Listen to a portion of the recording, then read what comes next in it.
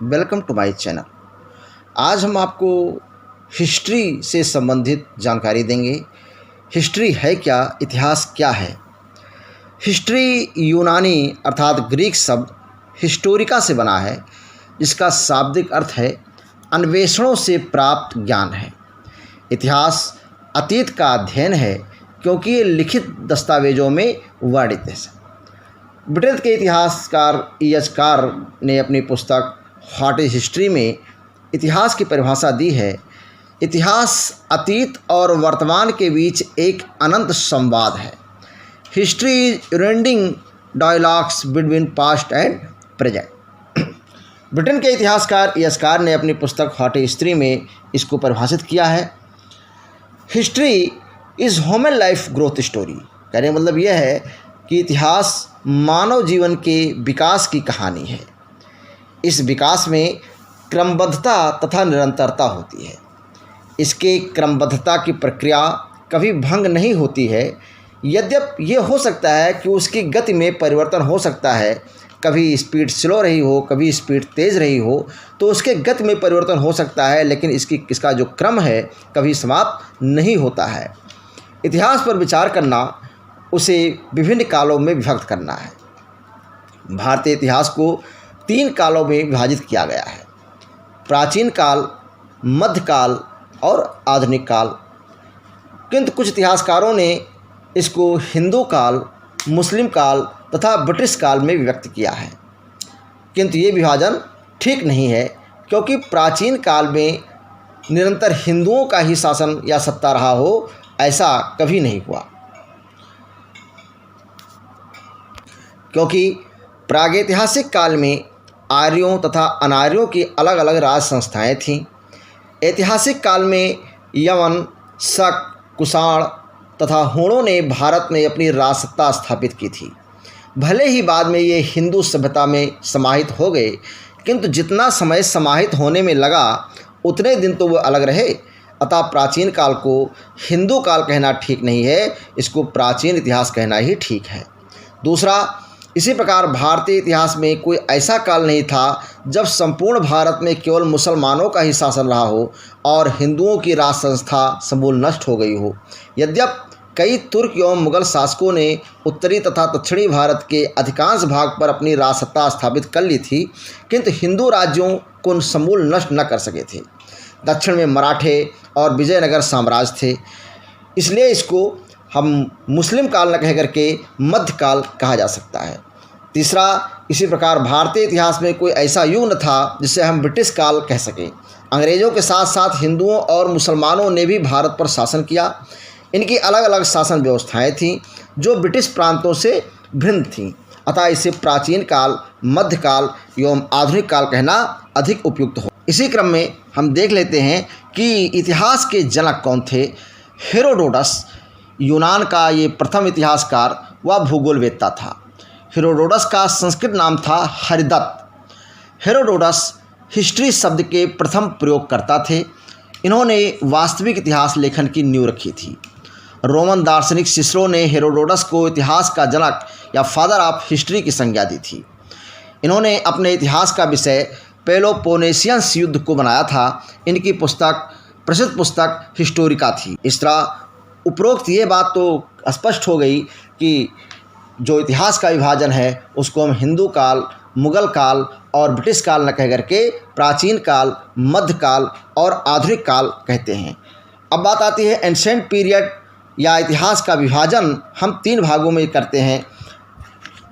जो ancient history को पहले हम डिवाइड करके देख लेते हैं। एंशेंट हिस्ट्री जो है वो पहला है वो प्री हिस्टोरिकल पीरियड है, दूसरा प्रोटो हिस्टोरिकल पीरियड है और तीसरा हिस्टोरिकल पीरियड है। जो प्री हिस्टोरिकल पीरियड इसको हिंदी में कहते हैं प्रागैतिहासिक काल या पाषाण काल, क्योंकि यह स्टोन पीरियड था।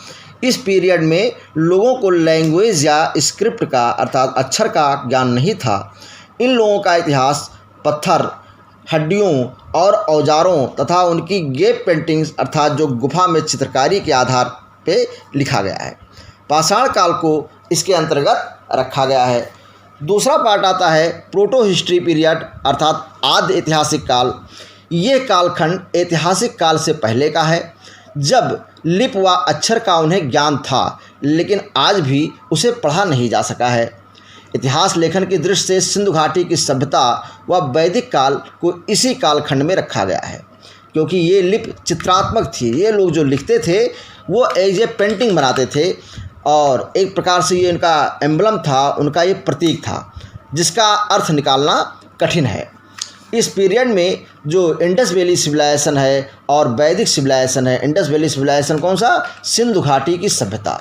और दूसरा वैदिक पीरियड, सिंधु घाटी की सभ्यता का जो पीरियड है वो 2500 ईसा पूर्व से 1500 ईसा पूर्व है। इंग्लिश में इसको BCE कहते हैं, अर्थात बिफोर कॉमन एरा, और CE मिस होता है कॉमन एरा।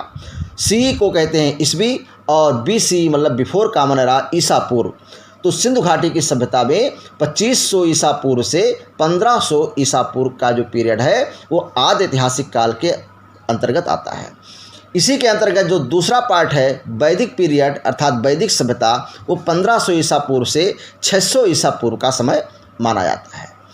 वैदिक पीरियड जो वैदिक सभ्यता है, वैदिक सभ्यता को भी हम दो भागों में बांटते हैं। पहला है ऋग्वैदिक और दूसरा है उत्तर वैदिक पीरियड। जो ऋग्वैदिक पीरियड है वो 1500 ईसा पूर्व से 1000 ईसा पूर्व है। जो दूसरा है उत्तर वैदिक पीरियड, ये 1000 ईसा पूर्व से 600 ईसा पूर्व का पीरियड माना जाता है। थर्ड पार्ट हम चलते हैं। तीसरा पार्ट जो हिस्टोरिकल पीरियड है, इसको हम ऐतिहासिक काल कहते हैं, अर्थात हिस्ट्री का वो पीरियड जिससे संबंधित लिखित सामग्री प्राप्त होती है, उसे पढ़ा जा सकता है। भारत में ये काल 600 ईसा पूर्व से प्रारंभ होता है, जिसमें महाजनपद काल से अब तक का कालखंड इतिहास में सम्मिलित है। Ancient period, medieval period and modern period. अगर हम एंसेंट पीरियड में देखते हैं, हिस्टोरिकल पीरियड को अर्थात ऐतिहासिक काल को हम 3 भागों में बांटते हैं। एंसेंट हिस्ट्री, मिडवल हिस्ट्री और मॉडर्न हिस्ट्री। जो एंसेंट हिस्ट्री है वो 600 ईसा पूर्व से 712 ईस्वी तक है, और जो मध्यकालीन भारत है, जो मिडवल हिस्ट्री है, वो 712 ईस्वी से 1707 ईस्वी तक है, और जो मॉडर्न हिस्ट्री है, आधुनिक भारत है, वो 1707 ईस्वी से 1947 ईस्वी तक का पीरियड है।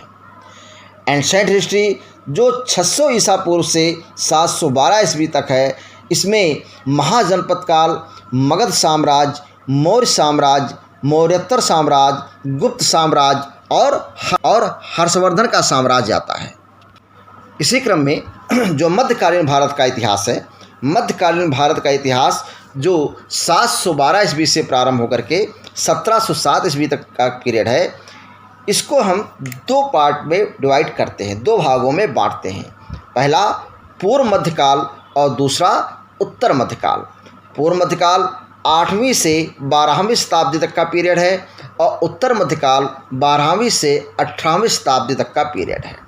जो 8वीं से 12वीं शताब्दी तक का पीरियड है, उसमें उत्तर भारत, दक्कन और दक्षिण भारत में की बात कर लें तो उत्तर भारत में राजपूत, पाल, गुर्जर प्रतिहार थे। दक्कन में चालुक्य, पल्लव और राष्ट्रकूट थे। दक्षिण भारत में चेर, पांड्य, चोल, शाही चोल ये लोग थे। और उत्तर मध्यकालीन में 12वीं से 18वीं शताब्दी के बीच उत्तर भारत में दिल्ली सल्तनत, मुगल और चौहान हैं। दक्कन में विजयनगर और बहमनी हैं, और दक्षिण भारत में चेर, देवगिरी के वारंगल के, द्वार समुद्र के देवगिरी के यादव, वारंगल के काकतीय और द्वार समुद्र के होयसल आते हैं। इसी क्रम में अगले वीडियो में हम आपको प्राचीन इतिहास के स्रोत के बारे में बताएंगे।